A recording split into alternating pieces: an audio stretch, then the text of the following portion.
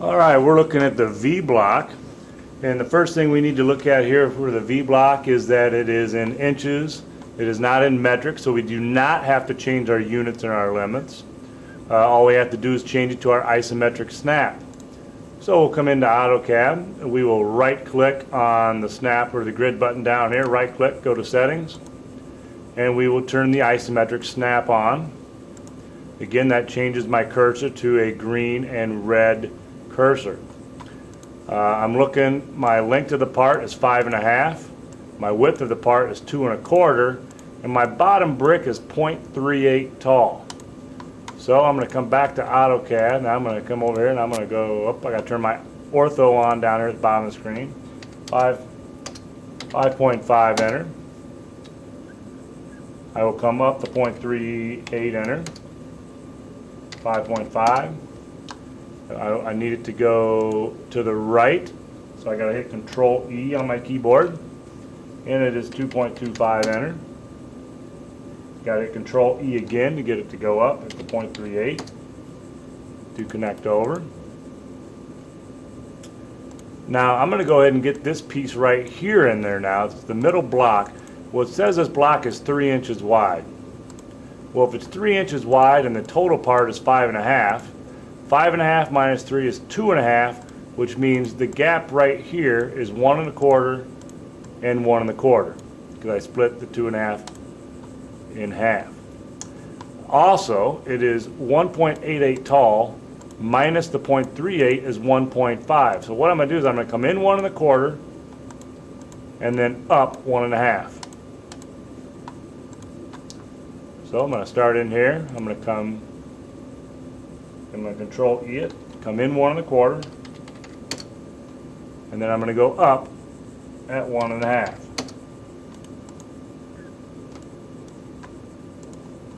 I'm going to come in 1 1/4, and I'm going to go up at 1 1/2. Now we've also got these little 1/4 inch flats right here. So we got to throw those on there. So each way I'm going to come from this point over 0.25 enter, and I'm going to come over at 0.25 enter.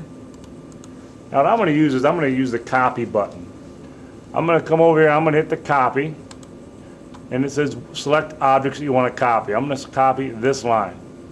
It says what other lines do you want to copy? I don't want to copy any other lines, so I'm going to right click.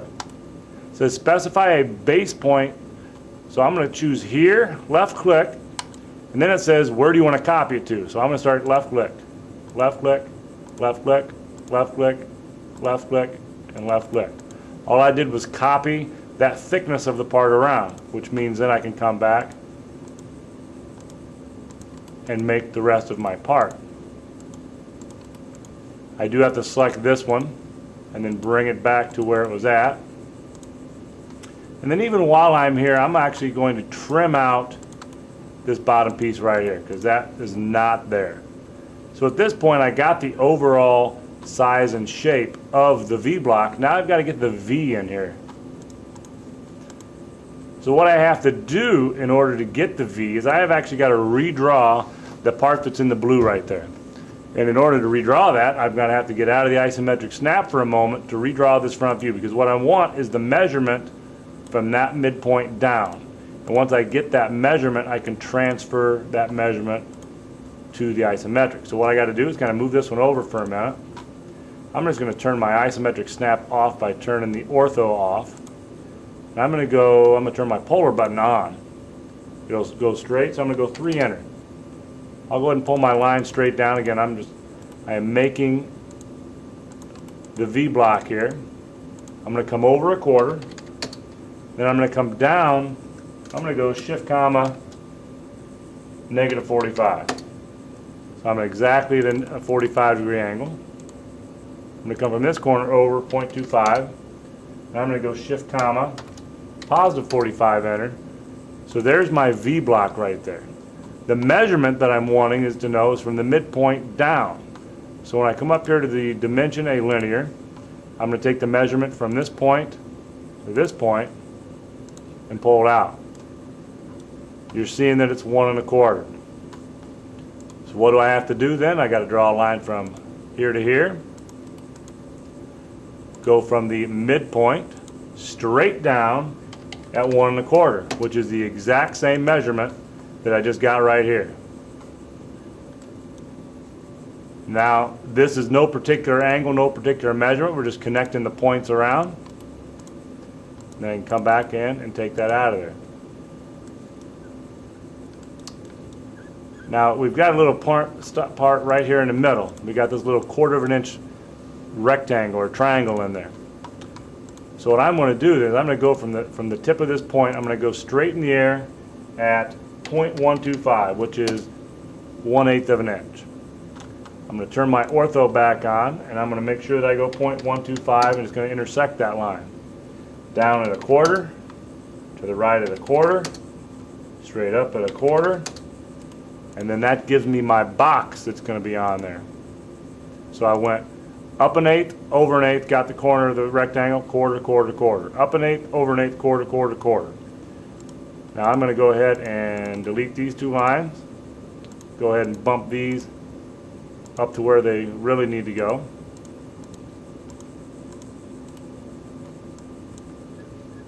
Now we need to get this back part of the V-block. Well, this is the exact same as the front, so I'm going to go to copy.